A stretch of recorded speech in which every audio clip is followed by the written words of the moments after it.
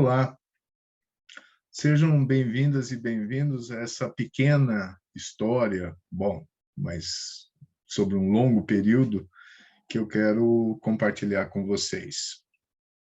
Então, a história pela qual tenho muito carinho, que eu quero compartilhar com vocês, é sobre ciência, sua comunicação, sua divulgação e o ensino delas, né?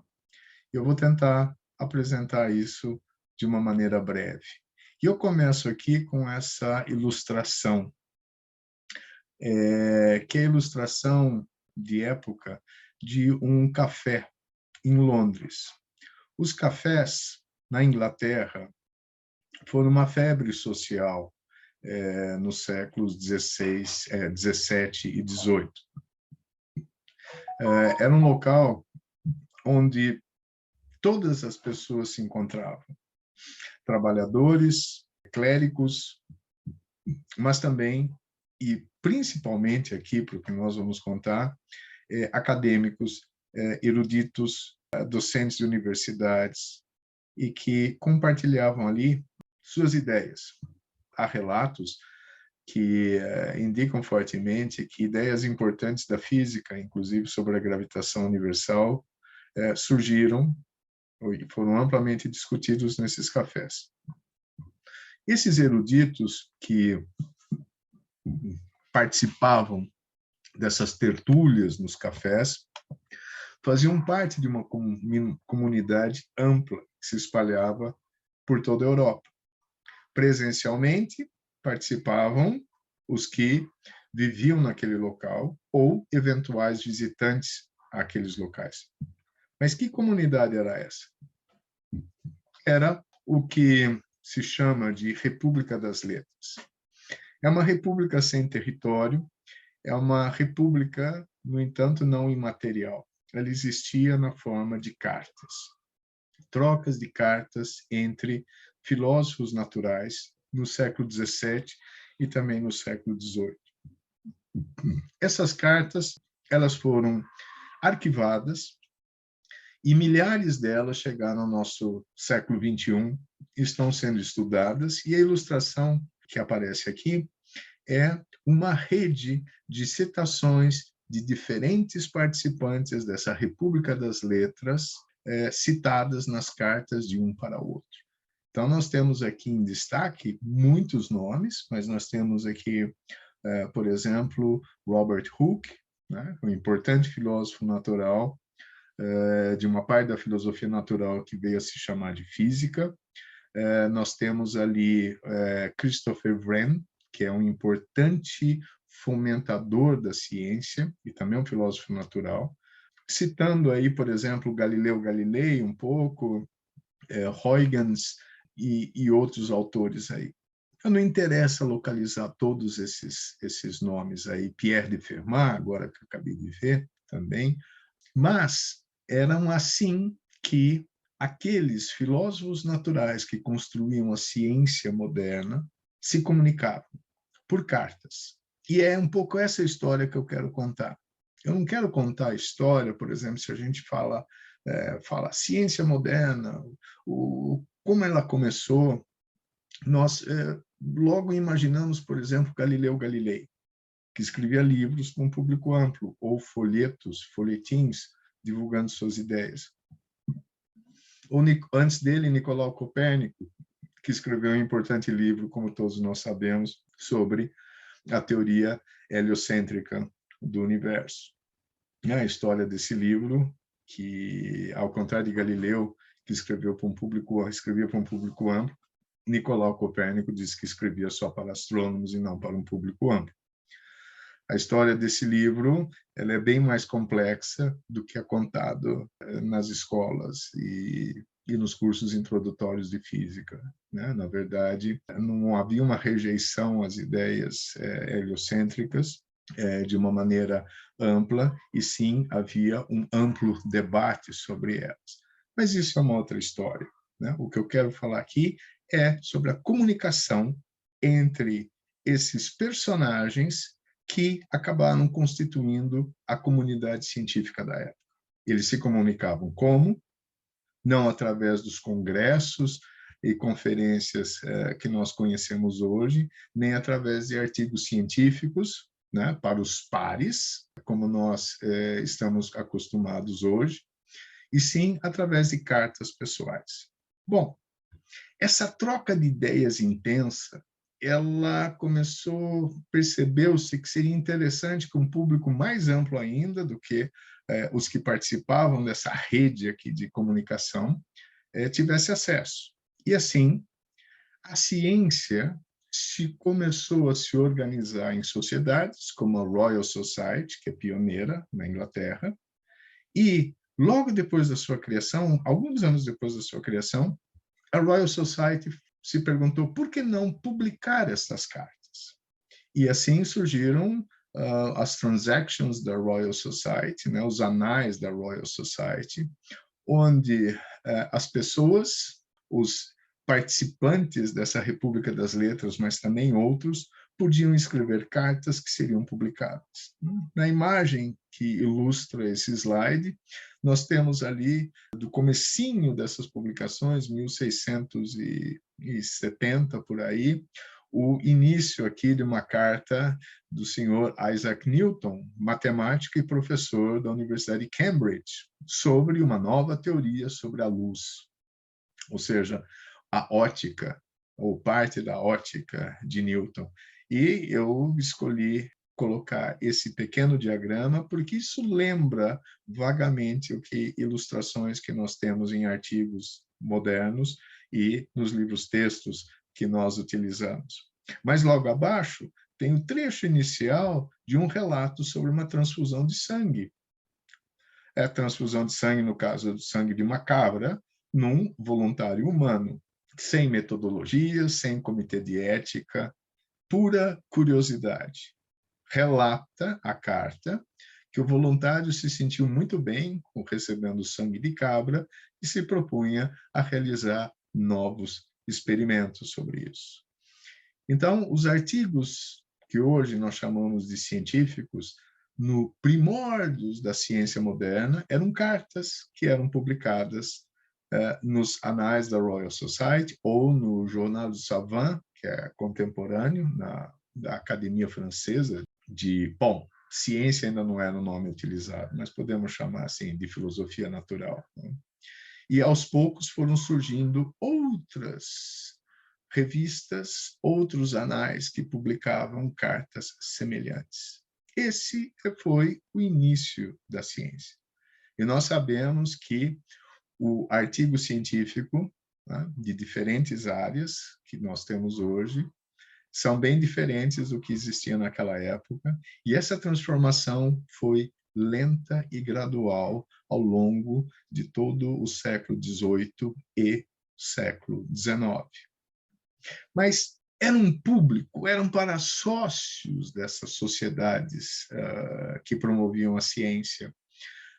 Mas, ao mesmo tempo, surgiu ou renasceu a necessidade, talvez pelo exemplo de Galileu Galilei, de comunicar a ciência para um público mais amplo, que é o caso, por exemplo, de Bernard Lebovier de Fontenelle, que, diríamos, é um pai da popularização da ciência.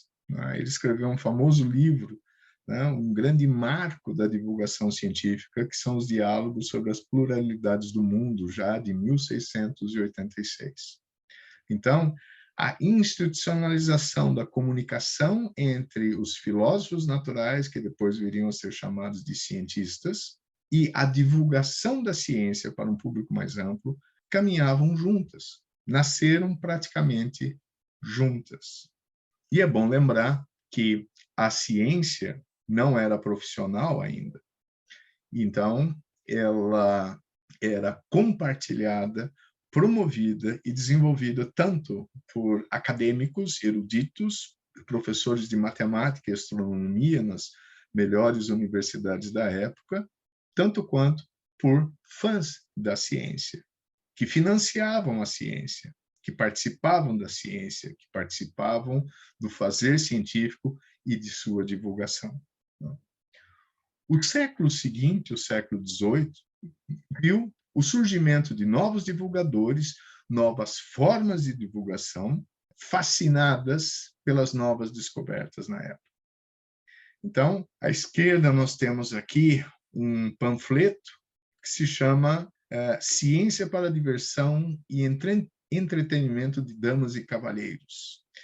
Era o que anunciava esses cartazes, né, que foram espalhados por Dublin, na Irlanda, em 1743. Né? Resta numa biblioteca na Irlanda desses panfletos, que é essa ilustração que aparece à esquerda, que é de Boyle Godfrey, que prometia a realização de 50 experimentos curiosos para uma plateia que estivesse disposta a pagar ingresso. Ele ganhava dinheiro, assim, ele ganhava a vida divulgando ciência. O interessante é que vários desses experimentos ainda são frequentes nas feiras de ciências escolares que nós temos no século XXI. E aí, um exemplo mais do final do século XVIII é esse cartaz aí mostrando Adam Walker, que era o chamado de o elétrico itinerante, né? E que fazia demonstrações de experiências de eletricidade para os recantos mais afastados de toda a Inglaterra.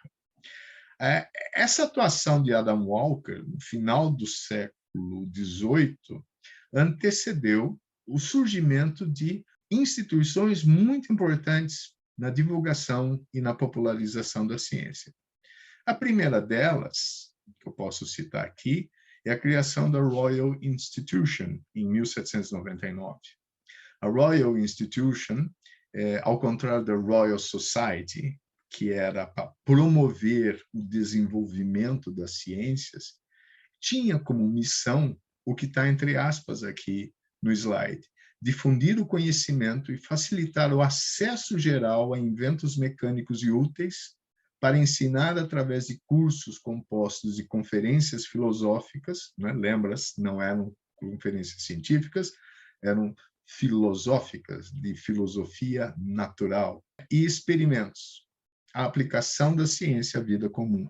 E a ilustração aí mostra uma dessas conferências, na verdade, uma palestra com demonstrações de uma série que existe até hoje, que são as palestras, as conferências de Natal, que ocorriam, né, entre Natal e Ano Novo. E aí nós temos um dos grandes conferencistas, que é o grande físico Michael Faraday. Ele que criou essas conferências de Natal. Né? Ele criou também as conferências as sextas à noite, né? Que eram assim muito agradáveis, era o que a gente chama hoje de journal clubs, com convidados e que se reuniam, petiscavam e depois assistiam uma palestra com um grande filósofo natural e depois cientista, e as perguntas eram abertas ao público leigo. O interessante, por exemplo, nisso é que mais para o final do século XIX, o anúncio da descoberta do elétron, né, por Thomson, foi feito não numa conferência científica só para pares, mas sim numa dessas palestras de sexta-noite para um público leigo. Né? Então, uma descoberta científica absolutamente primordial foi anunciada pela primeira vez numa palestra de divulgação científica e não numa palestra voltada exclusivamente para os pares. Mas uma outra muito curiosa instituição criada no começo do século XIX foram os institutos mecânicos. O primeiro deles surgiu em Edimburgo, né, na Escócia, em 1821, e ao longo do século XIX, milhares desses institutos se espalharam pelo mundo. E o propósito era ensino de ciências para trabalhadores e o público em geral. Percebia-se no começo do século XIX a importância da ciência e da tecnologia, devido principalmente à Revolução Industrial e a necessidade de capacitar pessoas a lidar com a tecnologia e operar essas novas tecnologias. A ilustração que nós temos aqui à esquerda é do laboratório de um desses institutos mecânicos, no caso, o de Londres, por volta de 1830. E, ao longo do século XIX, novas publicações de divulgação científica surgem, né? Revistas dedicadas, publicações dedicadas à divulgação científica. Não só a divulgação científica em jornais e revistas gerais, mas dedicadas ao tema. Um desses curiosos e importantes, embora pouco lembrados dessas publicações, esse Magazine of Science, criado por um botânico e editado por vários anos por um botânico, George William Francis, que dedicou boa parte da sua carreira à divulgação científica. Ele não é muito conhecido como cientista, como Faraday, né? que também se preocupava com divulgação científica, mas ele ficou muito marcado pela edição dessa revista. E a ilustração que nós temos aqui é o primeiro artigo de uma câmara obscura, né, sobre uma câmara obscura, que abre o primeiro número dessa revista em 1839. E aqui o excerto que eu trago aqui é de umas 2 páginas posteriores a essa capa dessa primeira edição, que é realmente Science, e no caso Electricity. E o que nós vemos aqui são, olha, aqui tem o número 4, 5, 6, 1, o 2 aqui em cima e o 3, que são descrições de experimentos envolvendo eletricidade que poderiam ser feitos pelo público leigo que comprasse e lesse essa revista de divulgação científica, né? Então, no século XIX, nós tínhamos palestras, nós tínhamos demonstrações, nós tínhamos publicações que propunham experimentos de ciência para um público leigo. E nesse século XIX, a ciência se profissionaliza.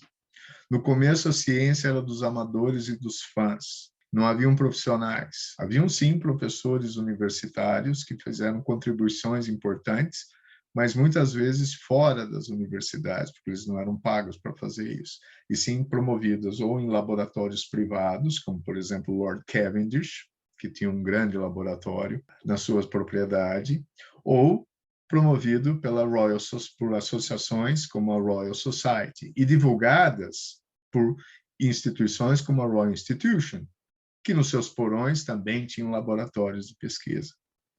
Mas o desenvolvimento da filosofia natural foi engendrando as diferentes disciplinas que nós conhecemos hoje, como a física, a química, a biologia, e aos poucos, a partir das ideias da Universidade de Berlim, de 1810, a ciência, a pesquisa, a geração do conhecimento e a transmissão do conhecimento foram juntadas numa única instituição, que é a universidade.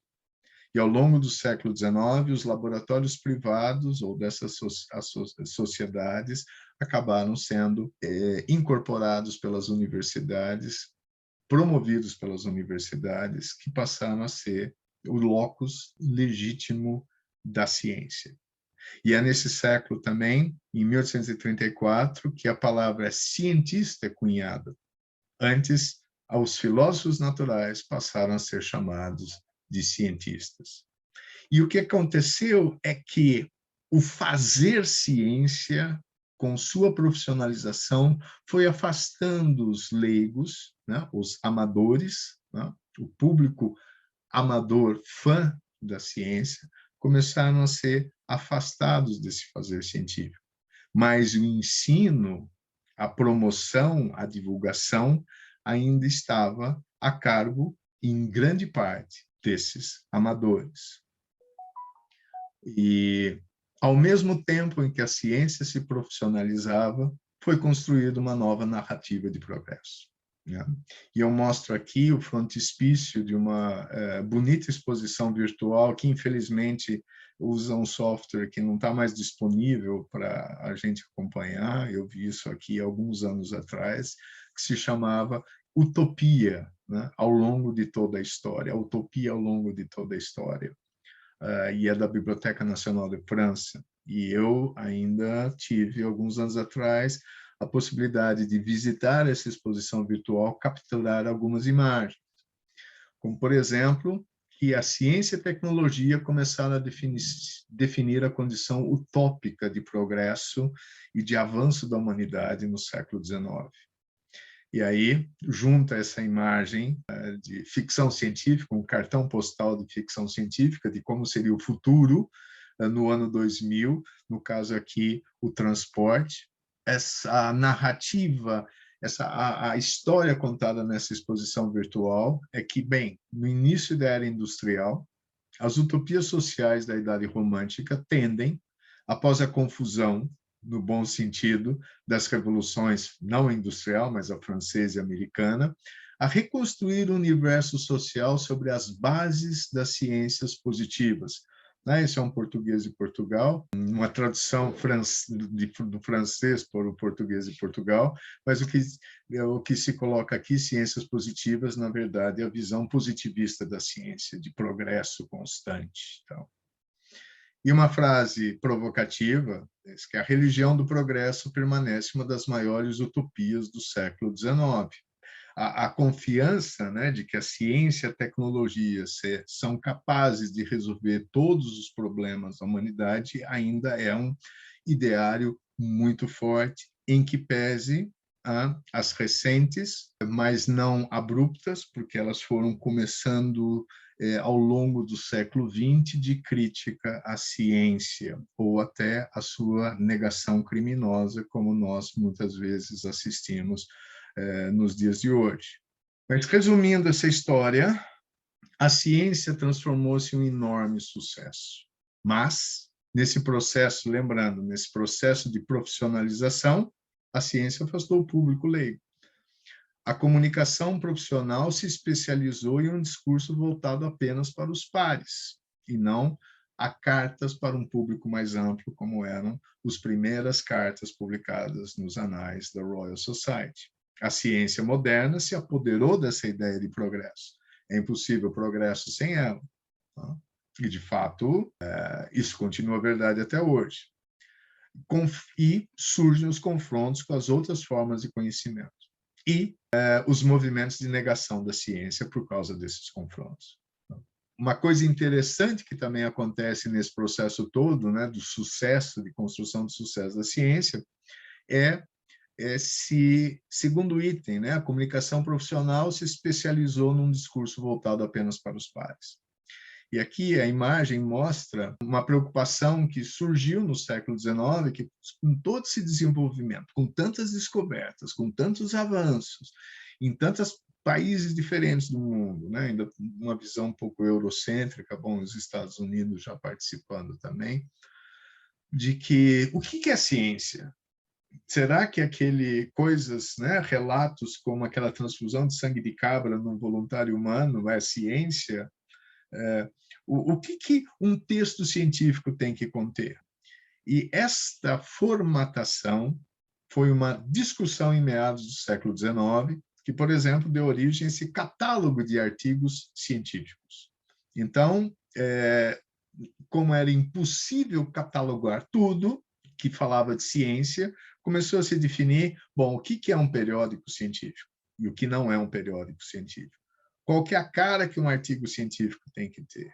E como é que nós catalogamos isso? Né? E aí a direita tem ali uma página, um pedaço de uma página desse primeiro catálogo de ciência. Você tem o nome do autor, o nome do artigo e onde ele foi publicado, que é basicamente a construção da bibliografia, da ideia de bibliografia científica que nós temos hoje em dia.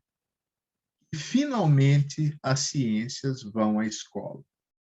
O ensino de ciências começou a se profissionalizar depois da própria ciência. O ensino de ciências na Inglaterra, por exemplo, só chegou aos bancos pré-universitários em 1850. E é uma história curiosa que o primeiro professor de ciências em escolas públicas foi William Sharp, que conseguiu convencer o diretor da escola onde seu filho estudava de que ciências deveriam ser ensinadas aos meninos, né? Ponto. E eu coloco como ilustração aqui um laboratório escolar, né, de ensino médio para mulheres nos Estados Unidos no final do século XIX. Né? A ideia de que é ciência ensinada para os meninos, mas rapidamente que evoluiu para que meninas também fossem incluídas, né? E isso surge, né, junto com essa construção da ideia de progresso baseada na ciência. Ela começou a ser também promovida, né, por as exposições universais. A primeira é em Londres, em 1851, que existem até hoje, né? Está tendo, acho que em Dubai, agora em 2021, a mais recente. Nós tivemos uma no Rio de Janeiro, em 1922, para comemorar o centenário da independência. Mas o propósito dessas exposições universais era realmente mostrar para um público visitante os progressos e as vantagens da ciência e tecnologia. A Torre Eiffel, por exemplo, é o grande símbolo da Exposição Universal de Paris, em 1889. Mas o ensino de ciências, que começou, então, em 1850, ele teve avanços importantes, mas depois acabou desaparecendo de novo dos currículos escolares. Mas aí um relatório, né, na Inglaterra, o ensino de ciências nas escolas, de 1867, é que dizia daí claramente: ciência precisa ser ensinada nas escolas. E a educação científica deveria consistir de química, biologia, ciências físicas e matemáticas e geologia. E aí, no debate se isso é relevante para a formação, surgiu a oposição entre o científico e o clássico, que perdurou pelo menos por mais de um século, porque quando eu estava no ensino médio, essa divisão entre científico e clássico, essa oposição absolutamente desnecessária, e como veremos, acabou sendo danosa, se constituiu ali nos primórdios do ensino da introdução da ciência nos bancos escolares, né? E discutia-se também se ela deveria ser voltada às ciências puras, como formativa, ou aplicadas à solução dos problemas, ou mais informativa. Esse debate também, ele, de certa forma, existe até hoje. E com isso, claro, apareceram, além dos livros de divulgação científica, de popularização da ciência e as revistas voltadas a isso, os livros-texto. E aqui, um dos grandes primeiros best-sellers, né, de livros-textos foi o Tratado Elementar de Física Experimental e Aplicada, veja só, o enfoque, de Adolphe Ganot, foi publicado originalmente, de novo, no Ano Mágico de 1851, e foi traduzido para diversas línguas ao longo do tempo e foi adotado em diversos países por 80 anos. E um ponto alto, bonito nesse livro, são suas ilustrações, né, que tem fã-clubes até hoje. O curioso, né, ao me deparar com essa história, foi conseguir achar uma edição em inglês de 1875, né, cujo frontispício está aqui ilustrando esse slide. E eu fui olhar no conteúdo, e ele é, em 1875, muito parecido com o programa do vestibular, da prova do vestibular de física da Unicamp de 2018, quando eu escrutinei um pouco essa história, salvo as breves noções de física moderna que foram aparecendo, e também de ondas eletromagnéticas, que era uma grande novidade em 1870, que ainda não constava tanto assim dos livros texto. E eu fico pensando o quanto que os livros textos de física precisam se modificar. Mas tem um ponto importante mais para o final, que são os desafios atuais.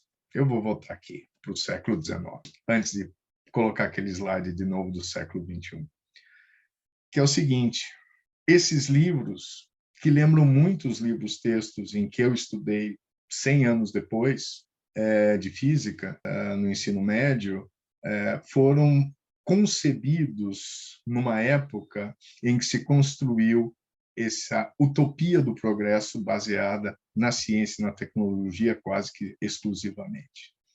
E nós passamos, a partir depois da Primeira Guerra Mundial, a ter um surgimento de críticas à ciência e ao seu progresso.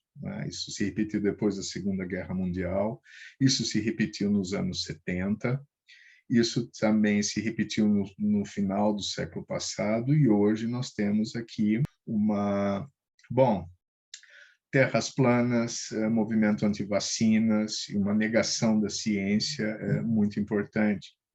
E nós temos também uma percepção de que as pessoas, o público leigo, via pesquisas de percepção pública de ciência, né, não sabem dizer o nome de um cientista brasileiro, por exemplo, ou de uma instituição brasileira onde se faça pesquisa científica, né?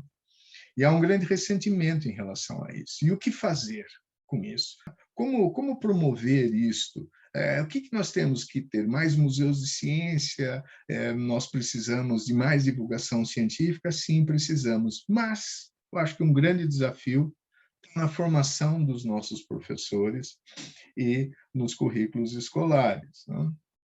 E esses são os desafios atuais, e eu encerro com esse, assim, no final de 2019, eu fui para o interior da Paraíba, em Araruna, um dos campi da Universidade Estadual da Paraíba, que tinha um curso de licenciatura em Física. E aí, nos intervalos do evento, eu, perambulando pelos corredores, achei ali a grade curricular do curso de licenciatura que eles ofereciam lá. E tirei uma foto, porque me chamou a atenção, porque ao lado das disciplinas tradicionais que eu conhecia, dos cursos nas grandes universidades, no Unicamp, por exemplo, tinha lá, né, as coisas de física, matemática e de pedagogia, mas veja uma seta.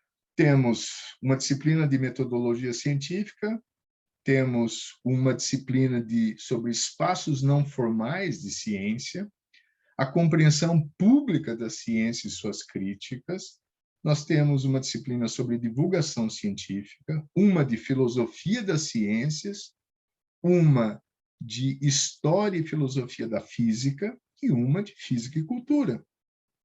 Falta, nessa oposição entre científico e clássico que surgiu no início do ensino da ciência nas escolas, falta, eu acho, juntar um pouco mais as humanidades com as ciências duras, porque como podemos cobrar que o público leigo saiba o nome de um cientista brasileiro, saiba o nome de uma instituição de pesquisa brasileira, se na formação dos professores isto não é mais amplamente discutido?